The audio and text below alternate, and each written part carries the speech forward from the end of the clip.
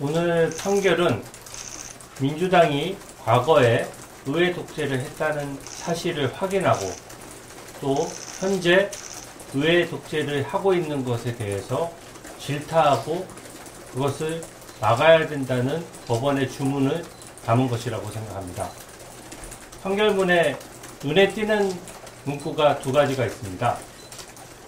사법체계의 근간을 바꾸고 선거제도의 본질적인 부분을 바꾸면서도 불과 3, 4개월 만에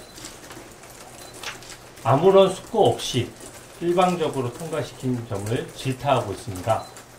그 얘기는 지금 현재의 의회 상황을 직격하고 또 투영하고 있습니다.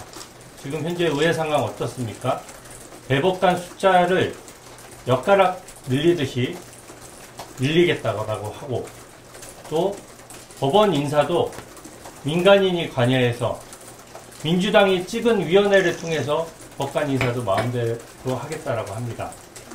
이 사법부를 침해하고 온갖 수사기관들의 독립성을 침해하는 이 개편안들에 대해서 우리는 얼마나 논의했습니까? 3, 4개월이 뭡니까? 제대로 된 논의 하나 없이 발언권도 막힌 채 불과 한두 번의 논의 끝에 이것들을 모두 민주당이 일방적으로 결정했습니다. 이 의회 독재에 대해서 우리는 국민의힘이 보다 힘을 내서 더 가열차게 싸워야 된다고 생각합니다. 두 번째로는 이번 구형도 지나치게 과도했습니다. 지금 우리 국민의힘의 선봉에서 이 정부 여당의 문제점을 지적하고 있는 우리 나경원 대표에 대해서 찍어서 징역 2년이라는 말도 안 되는 구형을 했습니다.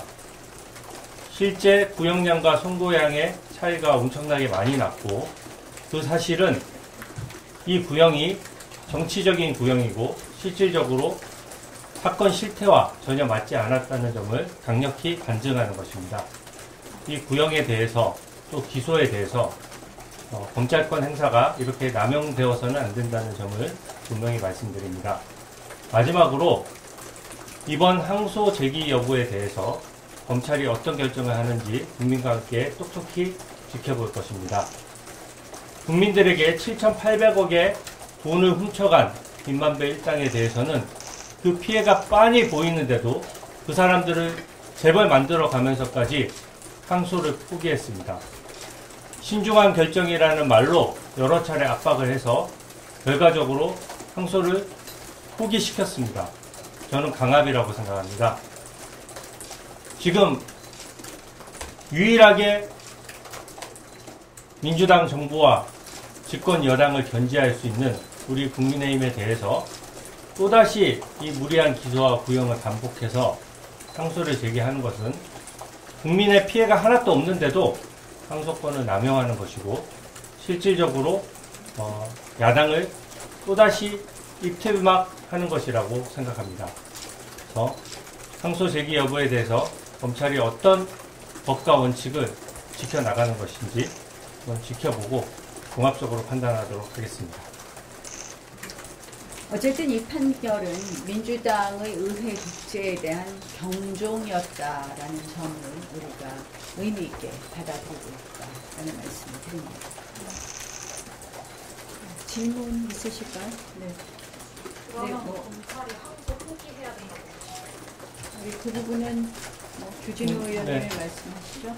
네, 저는 이게 국민 피해가 없고 패스트트랙 사건으로 1호 사건이면서 후속적인 상황이 없어서 향후에 사실 같은 일이 반복될 수는 없다라고 생각합니다. 성숙한 국회에 대해서 여야가 같이 노력해야 되고 그런 의미에서 이 판결은 한 번의 기소로 충분하다라고 생각합니다.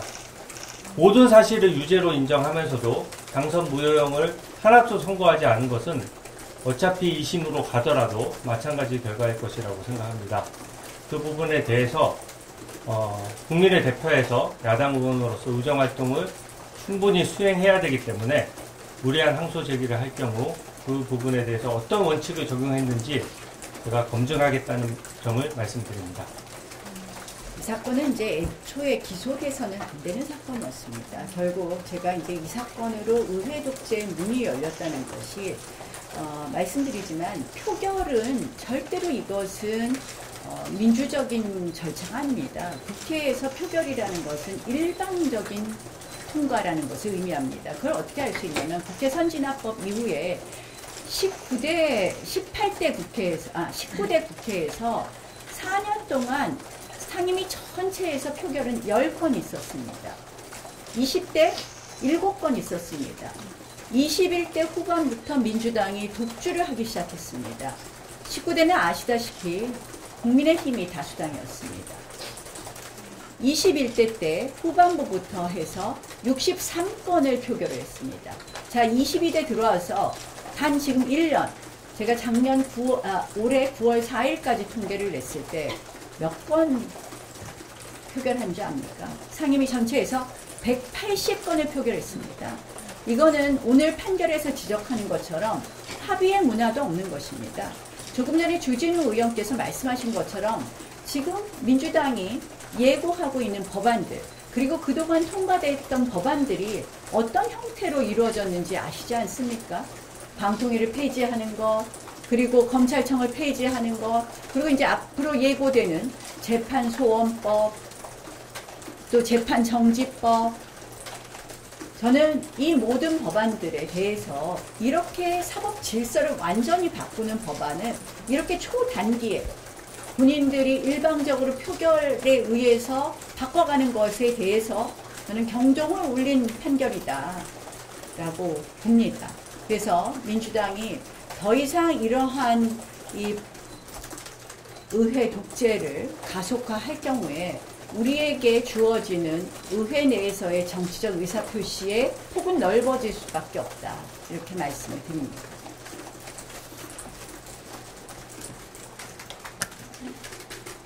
그러면 검찰이 항소를 하지 않는 이상 의원님 쪽에서도 일단 항소를 계획하고 있지는 않으십니까? 아닙니다. 일단은 신중하게 생각해 보겠습니다. 어떻게 보면은 이러한 정치적 사건에 대해서 명백하게 무죄를 받는 것이 의미 있을 수도 있지만 또 이러한 정치적 사건이 계속해서 사법의 이 판단에 의존하는 것 자체가 문제가 있기 때문에 여러 가지를 신중하게 고려하겠다는 말씀 드리겠습니다.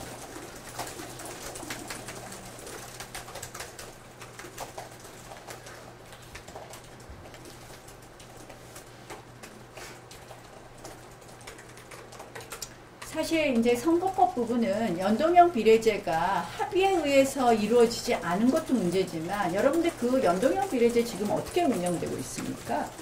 실질적으로 연동형 비례제는 완전히 형해화되고 말았습니다. 민주당이 연동형 비례제를 미끼로 해서 공수처 법안을 처리하고자 그 당시 소수 야당들을 꼬드긴 것입니다. 한마디로. 그래서 이 연동형 비례제는 형해화돼서 우리가 선거 때마다 얼마나 우스운 선거를 하고 있습니까? 그 민주당이 의회 독재로 만들어낸 결과들이 다 이 모양입니다. 저는 민주당이 이 판결을 계기로 그 당시에 이러한 이 의회 독재 부분뿐만 아니라 이 연동형 비례제 공수처를 통과시킨 것에 대해서도 책임을 통감하고 이것을 다 원상 복구해야 된다 그렇게 생각합니다.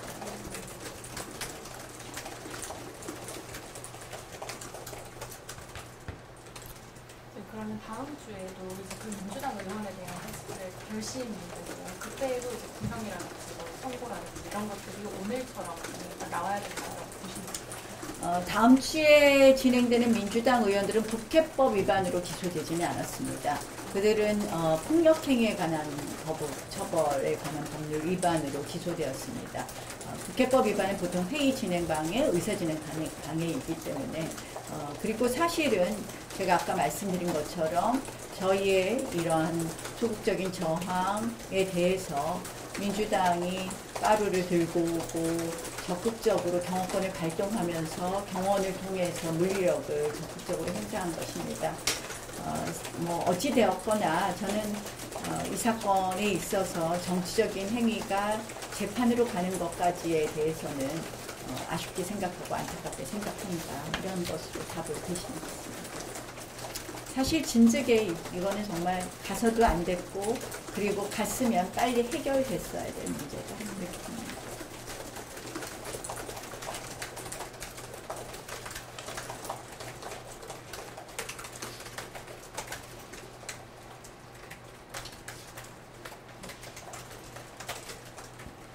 아까 선거 나고 나서 민주당 일부 의원들이 선거 결과 잘못 나와서 뭐 상수령이다 이렇게 태국에다 올리거나 아니면 속보대제나 뭐 이런 식으로 바로 오신 분들이 있는데 이런 반응들에 대해서 좀 어떻게 보시는가요? 네, 뭐 석고대제하라 그러셔서 제가 적반하장이라는 말로 말씀드릴 수밖에 없네요.